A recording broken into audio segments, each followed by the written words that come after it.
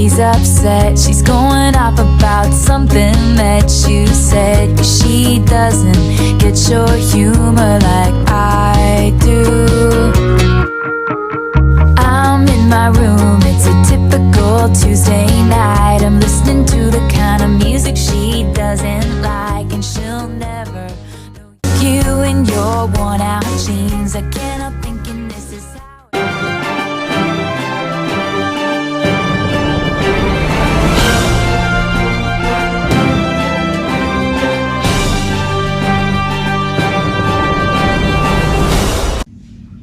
Selamat pagi pemirsa, kembali lagi bersama kami di Highlights Masaka dengan saya Jesse Natania Brunjit dan saya Erin Anjani Guru 9 Bali.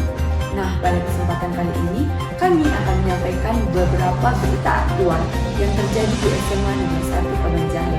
Nah, pada kesempatan kali ini kami akan membaginya menjadi 3 kelompok, yaitu yang pertama mengenai peraturan terbaru yang terjadi di SMA Negeri 1 Kabanjahe, yang kedua mengenai pengembangan minat dan bakat siswa-siswi SMA Negeri 1 Kabanjahe, dan yang ketiga mengenai persiapan Expo Education yang akan dilakukan di akhir November ini. Trial 3 months no gadget to school merupakan larangan tidak membawa HP ini sudah dimulai sejak 1 Oktober 2024. Nah, larangan ini diperoleh dari hasil rapat Dewan Guru bersama orang tua yang baru saja dilakukan di Aula SMA Negeri 1 Kabanjahe. Untuk berita lebih lengkapnya, di sini sudah ada rekan saya yang sudah berada di lokasi. Saya Saskia, di sini saya berada di tempat bersama dengan Ekel sebagai narasumber kami. Di sini Ekel sebagai seksi keamanan SMA Negeri 1. Di sini saya ingin bertanya mengenai yang pertama, kenapa diberlakukan trial 3 bulan no gadget di Semansaka? Dan yang kedua, bagaimana cara pihak sekolah bahwa peraturan tersebut terlaksana dengan baik di lingkungan Semansaka? Jadi mengapa dilakukan trial 3 bulan tidak menggunakan gadget di Semansaka? Ada faktor-faktor yang saya ketahui itu karena pada saat pembelajaran ada saja siswa yang menggunakan gadget tidak sesuai pada fungsinya. Sebagai contohnya, pada saat ada yang berpresentasi di depan kelas atau ada guru yang menjelaskan, dia sibuk dengan gadgetnya di bangkunya masing-masing. Nah, oleh karena itu mungkin saja guru tersebut merasa pembelajaran lebih tidak kondusif jika adanya gadget. Makanya ada yang dinamakan trial 3 bulan untuk menguji apakah Semansaka lebih baik apabila tidak membawa handphone ke sekolah. Jadi yang kedua itu, bagaimana cara agar sekolah dapat melaksanakan kegiatan tersebut dengan maksimal, yaitu yang pertama dengan adanya razia handphone, di mana pada saat sudah ditetapkannya peraturan tidak bisa membawa gadget ke sekolah, maka ada saja mungkin siswa yang menyembunyikan handphonenya dan membawanya ke sekolah. Nah, oleh karena itu, makanya ada razia yang dilakukan oleh pihak seksi keamanan, OSIS, serta beberapa guru.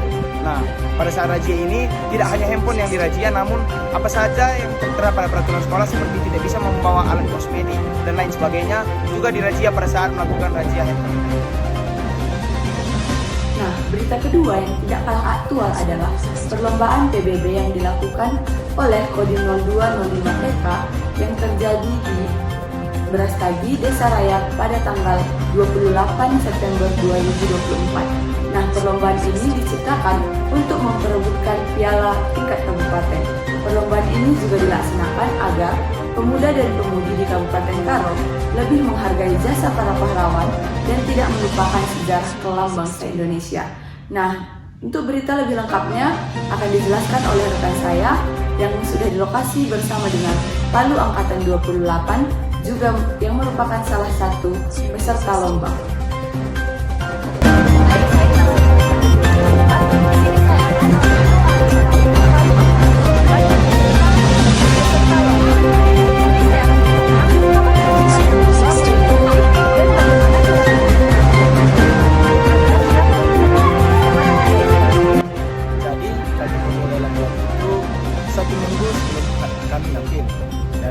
Bagaimana cara agar tim kami bekerja sama dengan baik, kami sudah sepakat bahwa kami akan mengosongkan jadwal kami 1 minggu full agar kami dapat berlatih dengan baik, serius, dan dapat menampilkan hasil yang terbaik waktu kami tampilkan.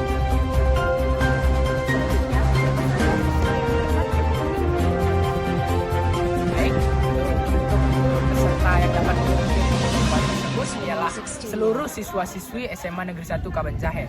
Tetapi sebelum melakukan latihan, kami terlebih dahulu melakukan penyeleksian kepada peserta yang ikut lomba agar ketika kami latihan dapat dijalankan dengan maksimal.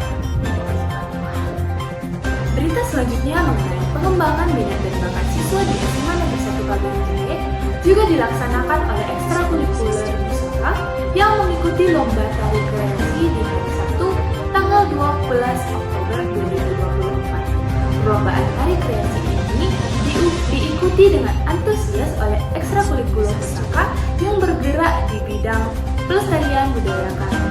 Untuk berita lebih lengkap disajikan oleh rekan saya di lokasi beserta dengan ketua dan juga wakil ketua ekstrakurikuler. Dengan saya, Sere Arga, bersama dengan Kak Randy selaku ketua ekskul Pusaka di tempat. Nah Kak, di sini saya ingin bertanya. Yang pertama, mengapa aspek budaya Karo harus tetap dilestarikan di tengah era globalisasi seperti saat ini? Jadi ada pun beberapa aspek kenapa kita harus mengembangkan budaya. Itu sebenarnya bukan keharusan, tapi aturannya kenapa kita nggak mengembangkan. Dalam artian kita selalu ngerasa bahwa budaya Karo itu harus ada yang bakatnya menari baru bisa masuk, harus ada bakatnya menyanyi baru bisa masuk, harus ada bakat-bakatnya atau basic-basicnya yang ada dulu baru bisa masuk. Budaya itu kan identitas kita, itu kan warisan dari nenek moyang kita, warisan dari 5 marga orang Karo kan itu warisan dari nenek moyang kita. Maksudnya nggak mungkin kan nanti di era yang berikutnya kita wariskan budaya-budaya barat, nggak mungkin kita wariskan musik-musik barat, nggak mungkin kita wariskan sama adik-adik kita, anak kita, cucu kita itu makan makanan barat. Jadi yang perlu kita tekankan itu adalah kenapa kita harus kembangkan ini kan, itu kan warisan. Jadi kalau namanya warisan turun temurun, kalau biasanya kalau warisan itu dalam bentuk barang atau harta, turunnya bisa kita kelola lebih baik lagi gitu. Mana tahu nanti untuk berikutnya nanti tokoh-tokoh kebudayaan atau kegiatan-kegiatan budayaan bisa menghasilkan lebih banyak uang daripada kegiatan yang lainnya gitu. Oke. Selanjutnya pertanyaan yang kedua nih Kak, bagaimana persiapan ekstrakurikuler Pusaka dalam berpartisipasi dalam lomba-lomba mengenai budaya seperti yang sudah dilaksanakan oleh Pusaka pada tanggal 12 Oktober 2024 yang lalu? Jadi kami kan juga melakukan beberapa event tahun ini. Jadi memang tanggal 12 tadi kami melakukan event perlombaan. Jadi kami itu ngebawa di sekolah itu 3 tim. Jadi kalau dalam segala persiapan, yang pertama itu tanya dulu talentnya. Jadi kan tadi kan yang tanggal 12 tadi kan lomba tari. Jadi kami tanya dulu talentnya siap atau enggak, mampu atau enggak, konsekuensinya apa. Jadi kesiapan dulu penari atau talentnya dulu. Kalau semua udah siap, jadi baru kita nanti mainkan. Sebenarnya kalau persiapan untuk tanggal 12 itu tadi memang udah adanya bakat-bakat dari adik-adik kami yang kami bawa dan teman-teman yang lain. Soalnya cuman kami sebagai pengurus ekskul palingan cuman kayak memfasilitasi dan mungkin mentoring apa yang perlu dibuat, apa yang perlu dilakukan dan apa yang perlu dimaksimalkan. Jadi persiapannya itu ya mungkin kayak musiknya ikuti dengan juklisnya, mungkin ada technical meeting juga dengan sama-sama adik-adik. Jadi ikutlah semua dengan itu, persiapannya cukup. Tapi kalau tanggal 12 tadi persiapannya belum cukup matang karena H-3 kami baru buat gitu. Oke, kalau begitu Kak Randy, terima kasih atas informasinya terkait ekstrakurikuler Pusaka, yang mana ekstrakurikuler Pusaka baru saja mengikuti lomba. Jadi kita dari apa yang sudah disampaikan dengan Bang Randy, kita harus mewariskan budaya-budaya kita lewat mengikuti ekstrakurikuler Pusaka. Terima kasih Kak Randy. Oke, terima kasih. Berita terakhir pada hari ini adalah berita mengenai persiapan Education Expo di akhir November ini. Antusias dari siswa dan guru di SMA 1 sudah terlihat mulai dari saat sekarang dengan menyiapkan berbagai hal agar Expo kali ini akan berlangsung dengan baik. Nah, untuk berita lebih jelasnya akan dijelaskan oleh rekan saya yang berada di lokasi beserta dengan guru pembimbing. Baik, di sini kembali bersama saya Chelsea Dewa Bersebutan dan saya sedang bersama Ibu Pembina TK. Di sini Bu, saya ingin bertanya, kapan kira-kira Expo Semasaka akan berlangsung? Yang kedua, bagaimana progres persiapan siswa maupun guru dalam mempersiapkan edukasi Expo 2024 di SMA Negeri 1 Kabanjahe?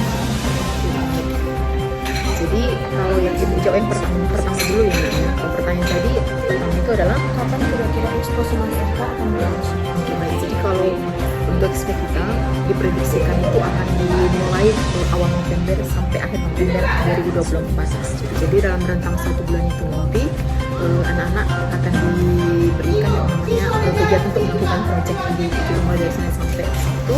Mereka melakukan aktivitas proyek, mengerjakan proyeknya sesuai dengan judul proyek yang sudah diberikan untuk setiap hari seperti itu.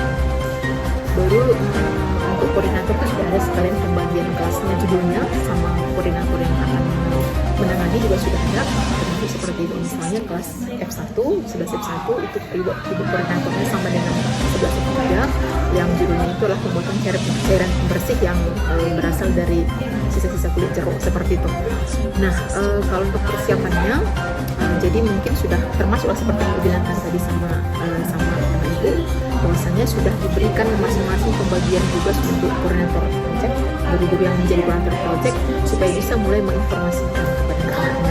Jadi supaya sudah mulai bisa menyiapkan ya kan alat yang diperlukan untuk nantinya bisa dipersiapkan untuk proyek tersebut.